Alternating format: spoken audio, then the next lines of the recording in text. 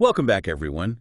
Today, we're diving into a story that's kind of a blend of Cold War politics with a mystery that's been unsolved for like 40 years.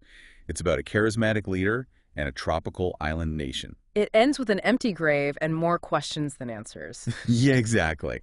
What we'll uncover today is the story of Maurice Bishop. He was the Prime Minister of Grenada, executed back in '83, and it's about the mystery surrounding the disappearance of his body and the bodies of his cabinet members, too. We're going to look at firsthand accounts and try to piece together what happened. It's a story that shows the murky world of politics and the cost of political turmoil. And the search for truth and justice. Right. Yeah. So let's go back to 1983. Grenada, a small island nation in the Caribbean, was in a state of political upheaval. Maurice Bishop, a pretty popular leader who had come to power in a bloodless coup years earlier, was facing opposition from within his own party. This opposition led to Bishop being put under house arrest, but he was freed by supporters during a demonstration. Things took a tragic turn when the military intervened. This led to the execution of Bishop and 7 of his supporters. They were key members of his cabinet. It was a shocking event, and it really sent ripples across the world. It did. And this is where the human side of the story comes in. We'll focus on Annie Bain, the widow of Norris Bain, one of the cabinet members killed alongside Bishop. Annie's search for her husband's remains is really a central thread in our deep dive. It's hard to imagine the pain and uncertainty the families must have gone through, not knowing the fate of their loved ones. The most chilling evidence we have is from Manly Phillip. He was a Grenadian army officer who witnessed the events of that night. Yeah, Philip's testimony paints a grim picture. He describes seeing the bodies, mutilated, and receiving orders to dispose of them at an army camp. It was called Calavini. He talks about burning the bodies in a trench while it was raining heavily, and he even says he doubts the fire could have completely destroyed everything. And to add to that, another soldier, Roosevelt Daniel, visited that pit the next day and confirmed that the remains were still there. So if the bodies were there, where did they go? Right. This is where Annie Bain's story takes a turn. She talks about a visit from some Caribbean peacekeeping officers. They showed her her husband's ring and what seemed to be Maurice Bishop's bracelet. Yeah. This encounter led her to believe that the authorities had recovered the bodies. But they never confirmed it or provided any explanation, just left her with more questions. 6 days after the executions, the U.S. invaded Grenada. They said they were protecting American lives. There were U.S. medical students on the island, and they said they were responding to a request for intervention from neighboring Caribbean nations. President Reagan's decision to invade had mixed reactions, though. Some supported the intervention, while others criticized it. They said it violated Grenada's sovereignty and escalated tensions. The U.S. invasion brings another player into our story, the Caribbean peacekeeping forces, especially those from Barbados. They were tasked with investigating the murders. A key figure in all this was Colin Brathwaite. He was a forensic specialist from Barbados. He was known for being meticulous, and he really wanted to find the bodies and bring some closure to the families. Imagine his frustration when he got to Calavini and saw that it had been disturbed. Empty grave, missing bodies, and now maybe a cover-up. Feels like a spy thriller, right? What did Brathwaite find there? Even though the grave had been messed with, he found jewelry. It belonged to the victims, and it was buried in the soil like someone had tried to hide it. He actually took it upon himself to bring these items to the family so they could identify them. Hold on, so Brathwaite found jewelry at the site. Doesn't that mean the bodies were there, and who moved them? Did he suspect anyone? He didn't really name any names publicly, but he hinted it may not have been Grenadians who exhumed the bodies. Okay, so that raises even more questions. Exactly. But the biggest twist is next. We have photographs, and they show U.S. Army soldiers at Calavini, and it looks like they're exhuming remains. There's even a body bag. Wait, are you saying that the U.S. Army took the bodies? Why would they do that? What happened to them? Remember that ABC News report you mentioned? Well, it confirms that the U.S. Army actually exhumed remains from Calavini in November of '83, just weeks after the executions. So that goes completely against the official U.S. government stance. They said they don't have the bodies and don't know where they are.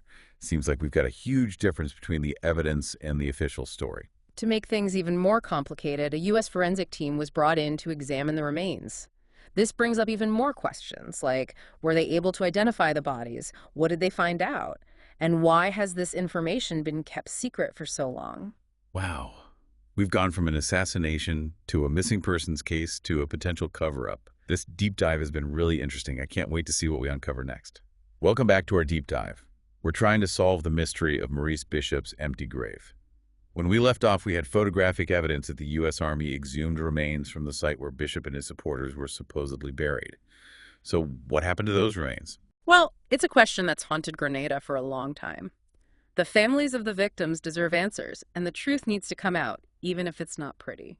We know that a U.S. forensic team examined the remains. Back in 1983, forensic science wasn't as advanced as it is now. Did they even have the tools to identify the bodies? That's a good point. DNA analysis was very new back then. They probably relied on things like dental records, bone structure, and whatever personal items they found with the remains. So did they figure out who the bodies were? What did their findings show? That's where things get a little more difficult. Those details and the reports from the forensic team have never been released. Wait, you're telling me we have all this, the eyewitness accounts, the U.S. Army digging up the bodies, Yeah. and we still don't know what the forensic team found? It's like we keep hitting a wall. It's definitely frustrating. But historical investigations are often like that, especially when you're dealing with secrets and politics. So are we just supposed to accept that we'll never know what happened? Not necessarily. We can be more than just observers here. We can be investigators. Just because those reports haven't been released doesn't mean they're gone. They might be in some government archive, either in the U.S. or Grenada. How do we get those reports? Who can declassify them or release them? That's complicated. It could involve FOIA requests, contacting government agencies, even maybe legal action. It's not easy, but it's not impossible either. Sounds like it'll be tough, but I'm sure there are people still trying. What about the families? Are they still looking for answers? Absolutely. For them, it's more than just history. It's a personal tragedy. They've been trying to find out the truth for decades. They want some accountability, and they want to know what happened to their loved ones. It's amazing to see how strong they've been after all this time. What about Grenada? How has this mystery affected the country?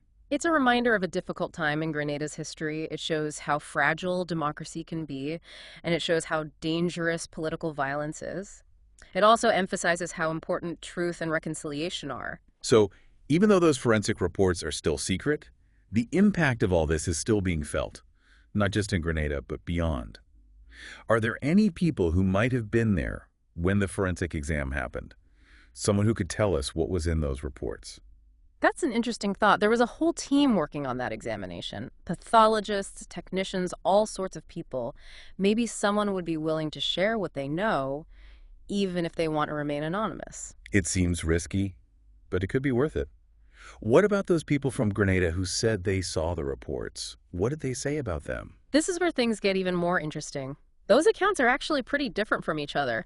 Some people said the bodies were too damaged to be identified. Others said that at least some of the bodies were definitely matched to the victims. So even the information about what the report said is conflicting. This just keeps getting more and more mysterious. That's right. It shows that we have to look at these secondhand accounts carefully.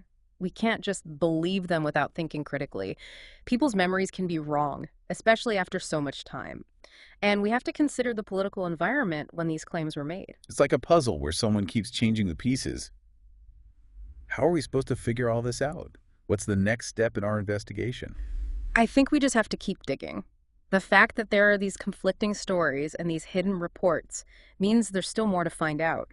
We have to look everywhere, archives, interviews, even legal options, to try to fill in the missing parts of this story. You're right. We're not giving up. We've just started a new part of the investigation. We've got the basics now. We understand the historical context. And now we have to go deeper into this mystery of the forensic reports. And as we do that, we want you, our listeners, to stay involved too. Maybe you have a piece of the puzzle, a memory, a document, anything that could help us find the truth. Don't underestimate what you might know.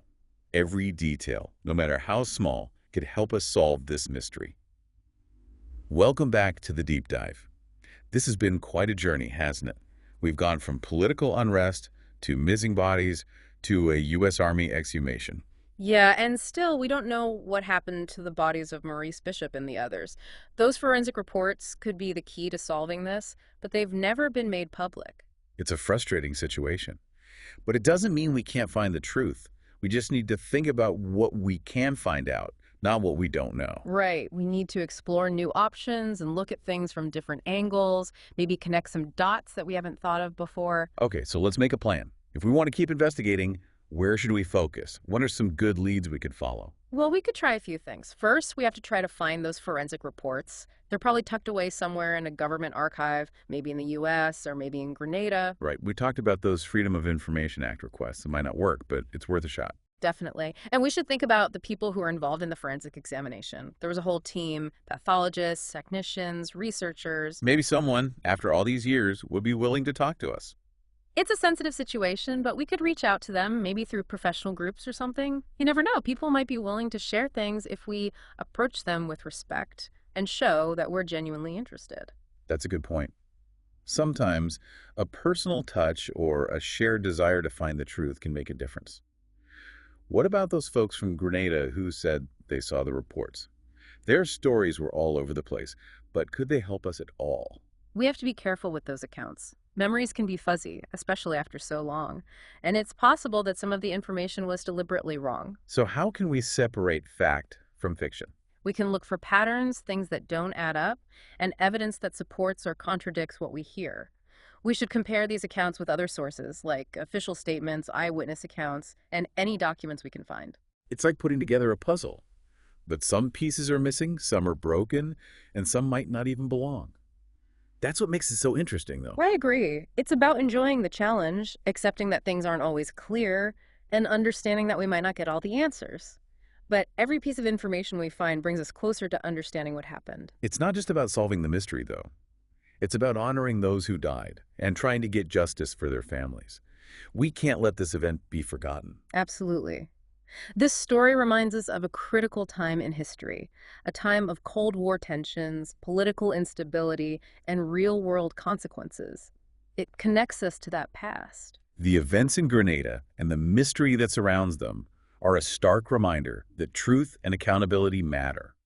And justice, no matter how long it takes, is worth pursuing. And to our listeners, if you have any information, anything at all that might help, please reach out. You could hold the key to unlocking this. Reese Bishop's empty grave is a symbol of so many unanswered questions.